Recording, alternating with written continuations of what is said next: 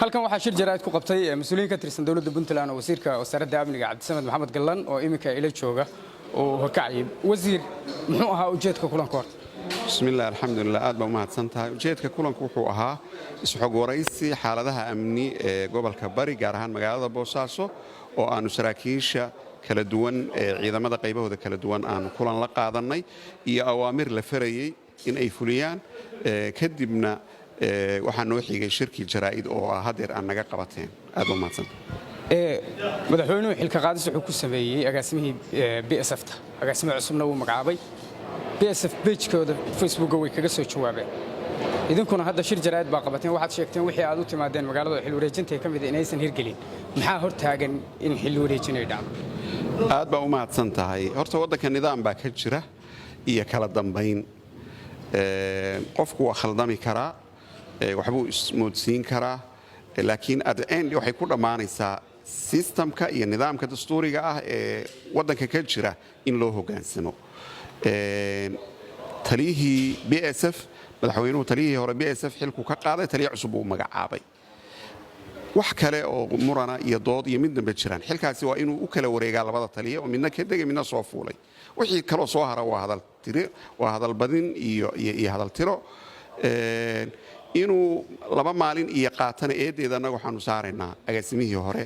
oo xilka hayay oo xilka laga qaaday isagaanu eedda daahidda aanu saaraynaa waxaanuna rajaynaynaa inuu dedejiyo oo uu xilka wareejiyo xil wareejini ma dhicin sida muuqata ciidamadii BSF ee furimaha joogayna sida taliyaha daraawiishtu uu sheegay way soo baxeen xeradii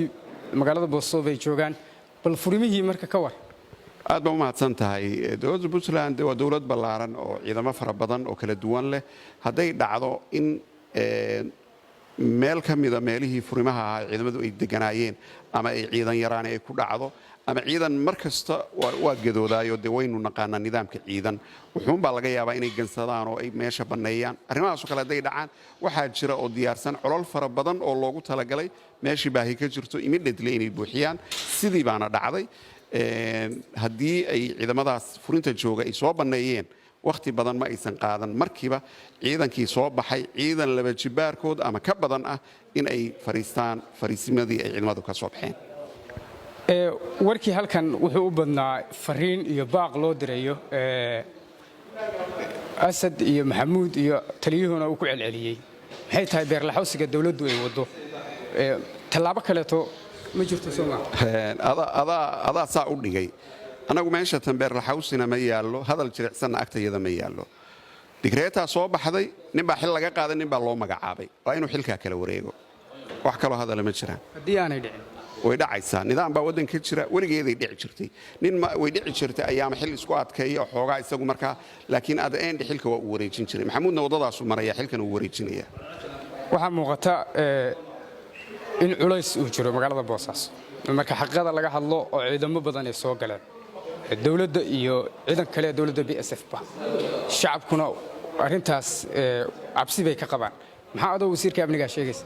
arrintaa waxba kama jiraan baan oranaya ciidamadii BSF-ta ahaa ee ka soo baxay furimaha waxa ay joogaan xarunta BSF-ta waana annagii haddeer amrayna inay xaruntooda ku nagaadaan ilaa amar dambe inta ay xil wareejintu dhammaanayso ciidamada kale ee dowladda Puntland oo aan markaa BSF-ta ahayn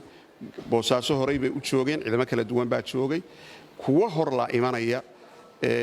amnigana khalkhal kuma aha waxay adkaynayaan amnigii Boosaaso ka jiray waxa ay tagayaan fariisimadii loogu talagalay shacabkana dhib kuma aha amniga Boosaasana inay wanaajiyaan mooyee wax khalkhalaya dhib kuma aha wasiir ugu dambeyn haddii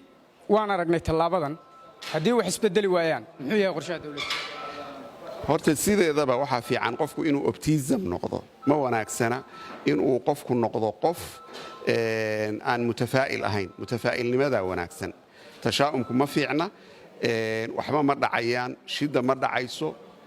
amarka dawladduna wuu shaqaynayaa digreetada madaxweynuhuna sida ay tahay bay u dhaqangelaysaa intaasaanu shacabka u sheegaynaa intaasaanu meediyaha marinaynaa waana wax normal ah oo dabiici ahaa oo mar walba dhici jiray